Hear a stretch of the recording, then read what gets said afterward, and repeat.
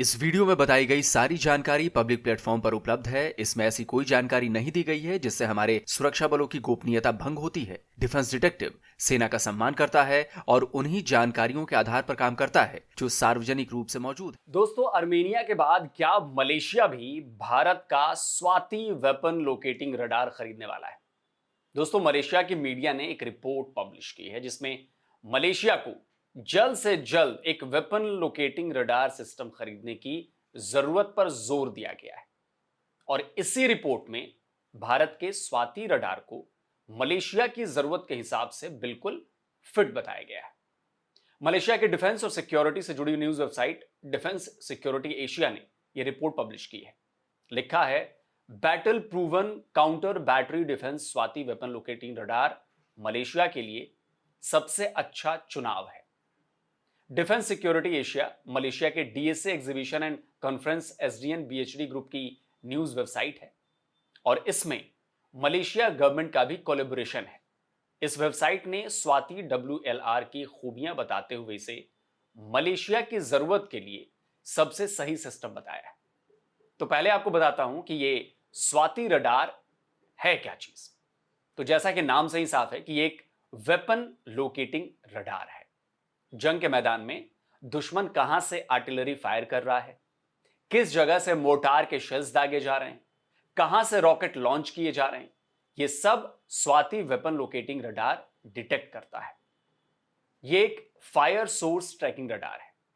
Swati radar अपने advance algorithm और state of the art hardware system की मदद से दुश्मन की आर्टिलरी शेल्स, रॉकेट्स और मोर्टार को उसके ओरिजिन पॉइंट यानी जहां से वो फायर किए जा रहे हैं उसके इंपैक्ट लोकेशन तक यानी उसके पूरे फ्लाइट को ना केवल ट्रैक करता है बल्कि अपने कंट्रोल सिस्टम में लगे मॉनिटर पर उसका पूरा पाथ भी दिखाता है।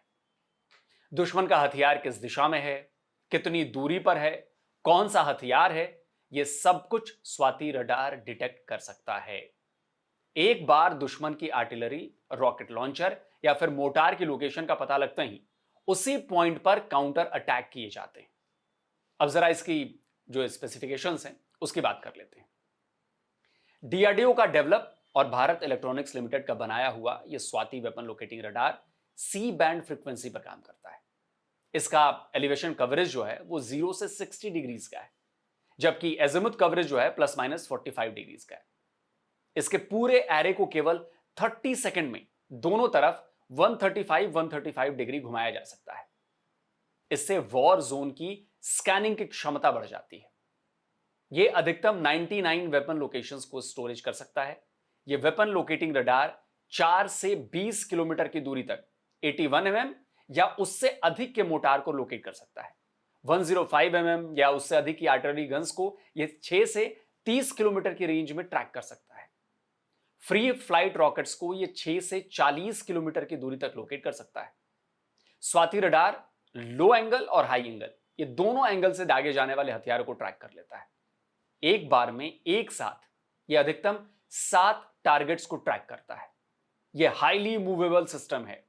इसे एक्शन में लाने में केवल 30 मिनट्स का वक्त लगता है और केवल 15 मिनट में इसे एक जगह से दूसरी जगह शिफ्ट किया जा सकता है। इसी साल मार्च में BEL ने इंडियन आर्मी को 49वां स्वाति वेपन लोकेटिंग रडार सौंपा है। इसके अलावा Indian army Swati weapon locating radar mark 2 भी इस्तेमाल कर रही है। असल में यह स्वाति रडार का कॉम्पैक्ट और लाइट वेट यानी कि हल्का वर्जन है, जिसे खास तौर पर पहाड़ी इलाकों के लिए बनाया गया है, माउंटेन वॉरफेयर के लिए बनाया गया है। अगस्त 2023 में इसे भी भारतीय सेना को हैंडओवर किया गया था। तब इंडियन आर्मी ने ट्वीट कर इस वेपन लोकेटिंग रडार सिस्टम के इंडक्शन की जानकारी भी दी थी। साल 2020 में अर्मेनिया और भारत के बीच $40 मिलियन की डील हुई थी, जिसमें 4 स्वाति वेपन लोकेटिंग रडार की यूनिट भी शामिल थी। 2021 से भारत ने अर्मेनिया को इसकी डिलीवरी शुरू भी कर दी थी और अर्मेनिया ने अजरबैजान के साथ हुई लड़ाई में इसका इस्तेमाल भी किया है। तो भारत के साथ साथ यह वेपन लोकेटिंग सिस्टम अर्मेनिया में भी बैटल प्रूवन है। स्वाति की इन्हीं खासियतों की वजह से मलेशिया की मीडिया भारत के इस रडार सिस्टम को खरीदने की वकालत कर रही है। इसी साल फरवरी में भारत और मलेशिया के बीच डिफेंस कोऑपरेशंस बढ़ाए गए। हालांकि उसमें स्वाति WLR का कोई जिक्र नहीं था, लेकिन उम्मीद यही की जा रही है कि आने वाले कुछ महीनों में मलेशिया भारत से इस वेपन लोकेटिंग रडार सिस्टम की खरीद को लेकर बातचीत कर सकता है। तो दोस्तों, आज की खबर कैसी लगी, आज का ये वीडियो कैसा लगा, कमेंट करके अपनी राय दीजिए और साथ ही साथ इस वीडियो को लाइक करिए, इस वीडियो को शेयर करिए और जिन दोस्तों ने अभी तक डिफेंस डिटेक्टिव को सब्सक्राइब नहीं किया तो भाई चैनल को सब्सक्राइब करें, साथ में बेल आइकन जरूर प्रेस करें और हां, ऑल नोटिफिकेशन ऑन करना मत भूलिएगा, क्योंकि जब ये ऑन रहेगा तभी आपको पता चलेगा कि हमारे चैनल पर कोई नया वीडियो अपलोड हुआ है। जल्द मिलता हूं एक और नया वीडियो लेकर। नमस्कार, जय हिंद।